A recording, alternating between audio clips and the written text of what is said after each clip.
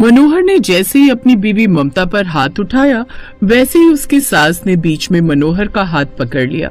माँ, मेरा हाथ छोड़ दो, आज मैं इसे नहीं छोड़ूंगा। हाँ बेटा, चाहे कुछ भी हो जाए, बहू पर हाथ मत उठाना, क्योंकि ये तो चाहती है कि तू इस पर हाथ उठाए और ये अपने ससुराल वालों पर दहेज प्रथा और उत्पीड़न का केस लगा दे और इसे खूब सारे पैसे मिल जाएं। सासू माँ, आपको लगता है कि मैं ऐसी घिनौनी हरकत करूंगी? तो फिर तुम मेरे हर काम में रुकावट क्यों डालने लगती है? तू मेरी बीवी है, माल के नहीं समझी? हाँ बहू, ये बात तो मैं भी मानती हूँ। तू हर काम के बीच में टांग अड़ाई करती है, जब देखो तब मेरे बेटे से बहस किया करती है, मैं सुनती रहती हूँ। मैं जो भी कहती हूँ अपने ससुराल वालों की भलाई के लिए करती हूँ। दरअसल आज से 2 साल पहले मनोहर की शादी नहीं हुई थी। उसके पिता उसके पीछे बहुत सारी जायदाद, कई एकड़ जमीन और पुश्तैनी हवेली छोड़कर गए थे। मनोहर उनका अकेला बेटा था। वो कोई काम नहीं करता था, सिर्फ ऐश करता था। एक दिन वो गांव वालों के साथ गजोधर काका की चाय की टपरी पर बैठकर गप्पे मार रहा था। तभी गजोधर काका ने कहा, तुम लोग जल्दी जल्दी पैसे दो, आज मुझे दुकान बंद करके जल्दी घर जाना है। भाई काका, मेरे होते हुए तुम इन लोगों से चाय का पैसा क्यों मांग रहे हो? इन सब का पैसा मैं दूंगा। बताओ कितने रुपए हुए?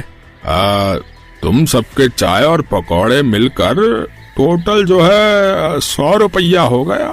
तभी वहाँ पर बैठा एक आदमी बोला, अरे चाचा, अभी तक तो चाय 5 की मिलती थी, अचानक 10 रुपए कर दी है। भाई साहब, देख रहे हो महंगाई कितनी बढ़ रही है? तो मुझे भी चाय का दाम बढ़ाना ही पड़ेगा ना।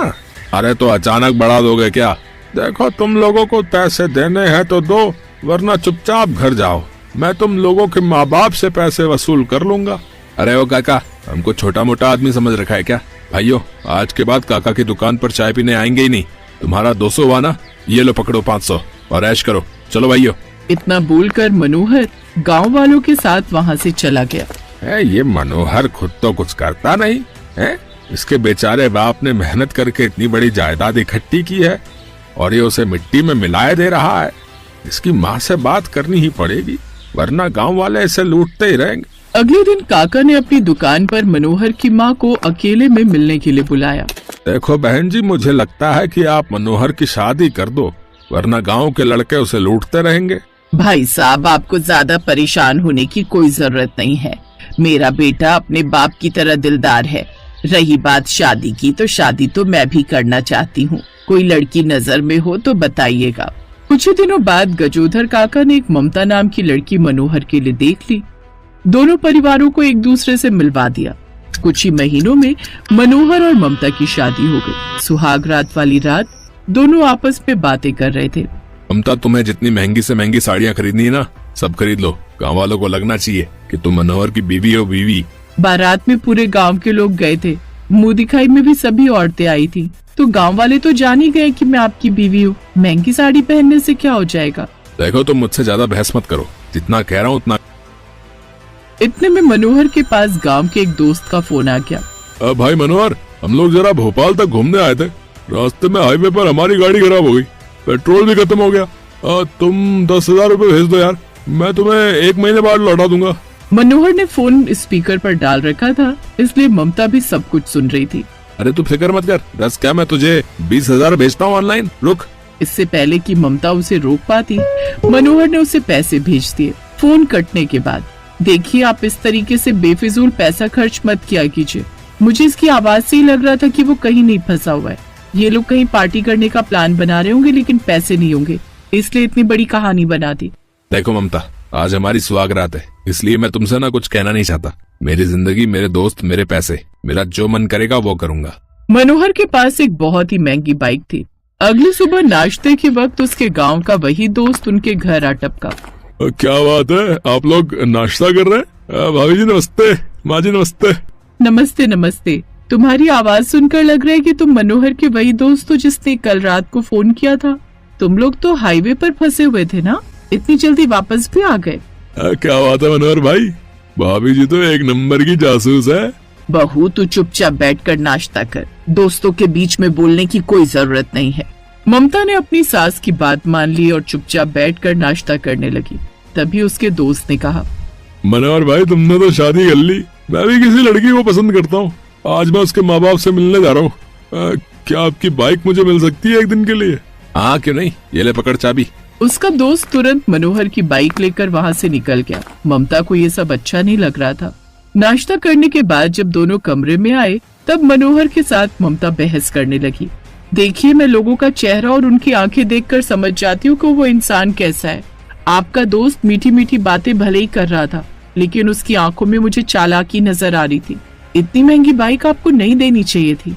मेरे दोस्त सही कहते थे, शादी के बाद बीवी भाई और दोस्तों को आपस में लड़वा देती है। ज्यादा बोलेगी तो ना तेरे मुंह में टेप लगा दूंगा। मनोहर की माँ बाहर से उन दोनों की बहस सुन रही थी। अच्छा हुआ मेरा बेटा थोड़ा समझदार है, वरना ये औरत तो इस घर में आती दोस्तों के बीच लड़ाई करवा देती। ऐसे ही दिन बीत रहे थे। मनोहर कोई काम नहीं करता था, सिर्फ अपने बाप की दौलत से ऐश करता था। धीरे धीरे 1 महीना बीत गया, लेकिन मनोहर का दोस्त उसकी बाइक लौटाने नहीं आया। फिर एक दिन, सासू माँ, मनोहर जी घर की सारी दौलत अपने दोस्तों पर उड़ाया करते हैं। इनके दोस्त इतनी महंगी बाइक लेकर गए थे, अभी तक देने नहीं आए। से वही बातें लेकर बैठ गई, आज मैं तुझे प्रसाद दे ही देता हूँ। इतने में मनोहर ने ममता के ऊपर हाथ उठा दिया, लेकिन बीच में उसकी सास ने रोक लिया। बेटा, चाहे कुछ भी हो जाए, बहू पर हाथ मत उठाना, क्योंकि ये तो चाहती ही है कि तू इस पर हाथ उठाए और ये अपने ससुराल वालों पर दहेज प्रथा और उत्पीड़न का केस लगा। तभी उनके घर के बाहर से चुपके से गांव के कुछ लड़के मनोहर उसकी बीवी के बीच की बहस सुन रहे थे। वो भागते हुए मनोहर के उसी दोस्त के पास गए जो उसकी बाइक लेकर गया था। ए भाई, तुम मनोहर की बाइक 1 महीना पहले लेकर आए थे ना? उसे लेकर उस घर में महाभारत हो रही है। जल्दी से कुछ सोचो, वरना मनोहर आता ही होगा। यार, उस बाइक को बेचकर तो मैंने अपनी गर्लफ्रेंड को गिफ्ट दे दिया था, अब मैं क्या करूं? यार, मेरे पास एक आइडिया है। थोड़ी देर बाद उनके ग्रुप का एक दोस्त गगन मनोहर के पास आया। अरे मनोहर भाई, जल्दी से मेरे साथ चलो। गगन मनोहर का हाथ पकड़कर उसके दोस्त के घर ले आया। वहाँ पर उसके साथ उसी दोस्त के हाथ, पैर और चेहरे पर पट्टी बंधी हुई थी। यार, ये सब क्या हो गया? मैं तो तेरे पास ही अपनी बाइक लेने आ रहा था। मनोहर भाई, मैं अपनी गर्लफ्रेंड से मिलकर वापस लौट रहा था, तभी अचानक मैं उस बाइक के साथ नीचे खंडहर में गिर गया। थोड़ी देर बाद पुलिस आई और मुझे उठाकर ले गई, लेकिन तेरी बाइक को मैं नहीं बचा पाया यार, चकनाचूर हो गई। अरे कोई बात नहीं यार, तू सही सलामत है, मेरे लिए बस यही काफी है। मनोहर के वहाँ से जाते ही उसके सभी दोस्त जोर जोर से हंसने लगे, क्योंकि उन दोस्तों ने मिलकर नकली प्लास्टर लगाया था। गगन के पिता गांव के प्रधान थे। एक दिन उन्होंने गगन से कहा, गगन, मैं अच्छी तरह जानता हूँ कि तुम लोग मनोहर का खूब फायदा उठाते हो। मुझे इस बात से कोई तकलीफ नहीं है, लेकिन थोड़ा बहुत फायदा मेरा भी तो होना चाहिए। मैंने उसके बाप की खूब मदद की थी। आपके लिए मैं क्या कर सकता हूँ पापा? मैं चाहता हूँ कि उसकी सारी जमीन और हवेली मेरे नाम पर हो जाए। लेकिन पापा, ये कैसे हो सकता है? अपने कान इधर ला, मैं तुझे एक प्लान समझाता हूँ। प्रधान ने अपने बेटे के कान में कोई प्लान बता दिया। अगले ही दिन गगन मनोहर से अकेले में अपने खेतों के किनारे मिला। क्या बात है गगन? यार, मैं अपनी पसंद की लड़की से शादी करना चाहता हूँ और खुद के दम पर ना कुछ काम करना चाहता हूँ। ये बात जब मैंने अपने पिता को बताई तो उन्होंने मुझे घर से बेदखल कर दिया यार। अब बताओ मैं क्या करूँ? कोई बात नहीं यार, तुम्हारे घर में रुक जा।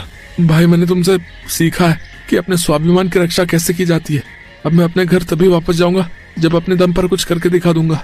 मैं खुद का पेट्रोल पंप खोलना चाहता हूँ, जिसके लिए मुझे लोन चाहिए। अगर तू अपनी जायदाद के पेपर मुझे दे दे तो उन पर मुझे लोन मिल जाएगा।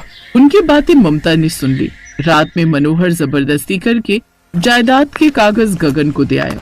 कुछ दिनों बाद प्रधान, गगन, वकील, कुछ पुलिस वालों और अपने आदमियों के साथ मनोहर की हवेली आया।